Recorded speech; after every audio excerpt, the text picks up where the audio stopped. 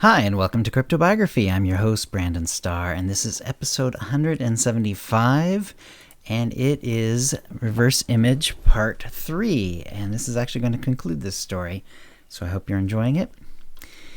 And here we go. He knocked. She looked through the window, put on a mask herself, and answered. "Hello, neighbor," she said. Jim figured she was having the same trouble he was at remembering names. "Hello, I was going by and thought I smelled toast of all things. Are you, by chance, eating toast?" She looked nonplussed. "Yes. You could smell that? I didn't think I had any windows open." Jim shrugged. "I don't know. I guess I'm just really tuned in to that smell. Ever since I was a kid and they told us one warning sign of strokes is smelling smells that aren't there, especially burnt toast. So now when I smell toast, I like to know if there's really toast around." He laughed in a self-deprecating way. Fortunately, she laughed. "No hospital for you today." "Thanks. Have a good one," Jim said, and turned back towards his house. Well, that's that, he thought. I can really mirror travel. I suppose that's what I'll call it. But what good was it? He wasn't interested in voyeurism. He decided to do some research. He got on his computer. Sure enough, there were little societies of people across the internet who thought they, or people they knew, had superpowers. The more he got into it, the more he found himself groaning. Some of these people were clearly delusional. Others were wish-fulfilling, or just making shit up. A few seemed to be trying to sell spec scripts. Jim just lurked on these forums for a few weeks. Then one day a moderator asked, "For those who are lurking on this forum, why are you still here?" Jim decided to reply. His account was anonymous. "I'm lurking here and have been for a while because I actually do have a superpower that recently became active," he wrote. "I'm hoping to get direction or suggestions or help, but frankly I haven't seen a single person on here that makes me think, yeah, there's another person in my situation. I guess I'm here now because, well, it's coronavirus, and I don't have anything better to do since I'm unemployed, and my superpower is taking up more and more of my time, because what else am I going to do? And is there really anyone out there besides me who even has one? I'm not trying to denigrate anyone. Maybe some people here really have them, and I'm misreading the signals, but it just doesn't feel like it. So I'm scared and running out of money, and I don't know why this thing, this power, has come into my life, and I don't know what to do with myself. Maybe it's time for me to try other avenues." And for a while he did. He left that forum and focused on trying out his mirror walking more and more. He found that, yes, he could be seen in mirrors by other people. He caused many people to jump out of their skins, seeing someone in their mirror, but of course, they assumed that whoever they saw was in the room with them. By the time they turned and confirmed they were alone, they went back to the mirror. Jim had backed away.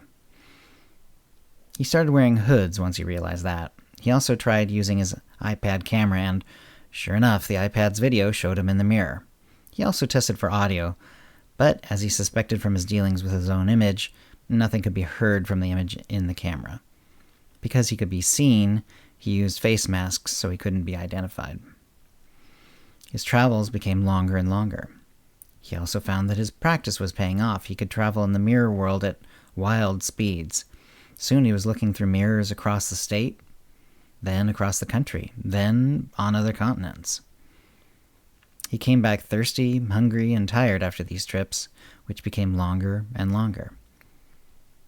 One night he was casting around for something interesting to look at. He saw, off in the great distance, a mirror light brighter than any other, and flashing. He sped towards it. As he did, he saw that the flashing was regular, being on for a second, off for a second, and it was incredibly bright. It was thousands of times brighter than anything else.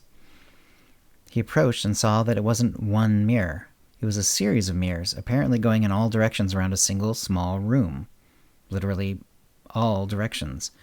Someone had covered a room in mirrors and was shining an incredibly bright light. He'd not seen this before. He approached, but stayed out of where anyone could possibly see him, dozens of yards away. It was a little hard to tell what was going on in that room, as it was glaringly bright, but by waiting and squinting, he was able to tell that it was one bright, presumably industrial bulb.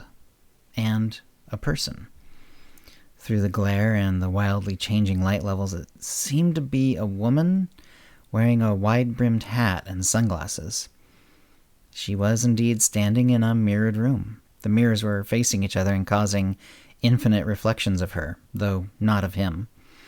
The mirror facing other mirrors wasn't a phenomenon that he had explored. It added a level of bizarreness to an already bizarre situation. She seemed to be looking around, calmly, as though searching for something. Or someone. Him? His mask was on, so he saw no reason to take a chance. He went up to the mirror. When he was a few yards from the mirror, she started slightly and turned towards him. She was smiling. She flipped a switch, and the light dimmed, but did not go out. It was now at a normal level. Jim brought his arm down from his face. He had been forced to protect himself from the remarkably strong light. She spoke. "Greetings," she said. "Can you hear me?" Jim nodded. "Can I hear you?" "I don't think so," he said. He said it in an exaggerated way so that his mask would move. "I can't hear you then," she said. The infinite images of her behind her was distracting him.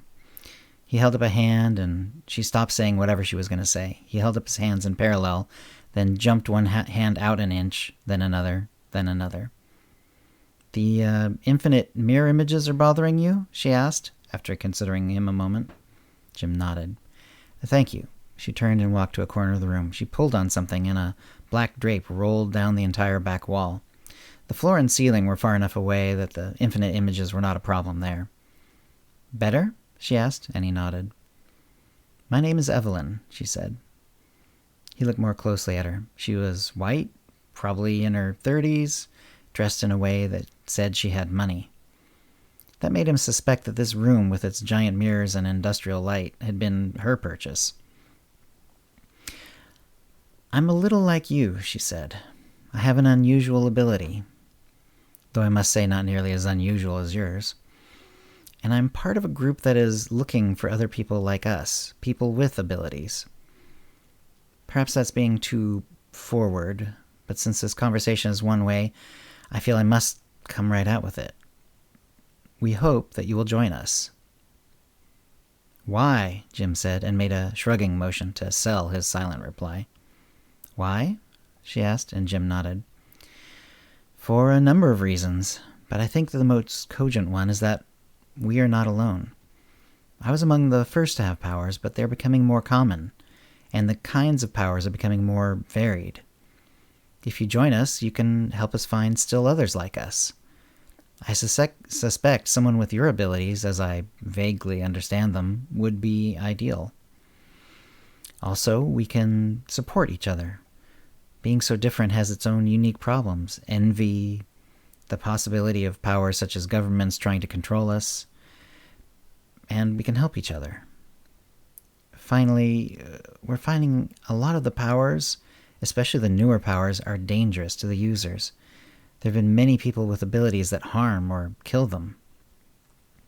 Am I right in thinking that this is some sort of projection of you, that your body is somewhere, perhaps at home, alone?"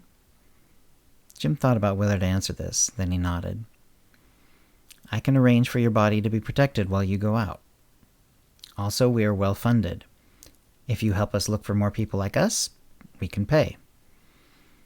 Finally, you might be wondering how I brought you to me tonight. I have people looking for unusual things on the internet.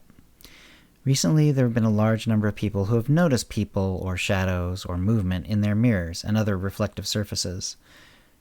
Most people would put it down to normal psychological and optical effects. A few might suggest Bloody Mary or some other boogeyman. But because we're looking for those with unusual gifts, we thought it could be another like us. So we did some checking. This phenomenon was rare, but consistently so, until recently. Then it spiked, and when we did a time-location chart, it seemed to have started in the Midwest region of the United States, probably in Iowa. Jim involuntarily started. She smiled. "I see my people were right. Not to worry. We don't know exactly where you are, and we aren't looking to know. I'm willing to come to you at any location you name in my private plane, so you don't have to incur any expense or coronavirus danger. What I want to know is, are you willing to meet? She fell silent. Jim stood there alone in the darkness beyond the mirror, between the lights, and thought. And he nodded. And that's the end of the story. So obviously this is part of the Connections continuity. Hope you're enjoying it. You know, not all the stories are part of this continuity, but this one was. It's another little piece in that larger puzzle. And I had a lot of fun writing it. I actually wasn't sure how... I had 2 or 3 different ideas of how I wanted to go with the story when I started writing it. And it wasn't until I was, partway through that I kind of realize which way I really wanted to take it. So hope you enjoyed it. We'll be coming up with something new after this. And until next time, thanks for listening. Words of music, copyright 2020, CryptoBiography LLC, all rights reserved. Characters and events are fictional, fictionalized, or satirical.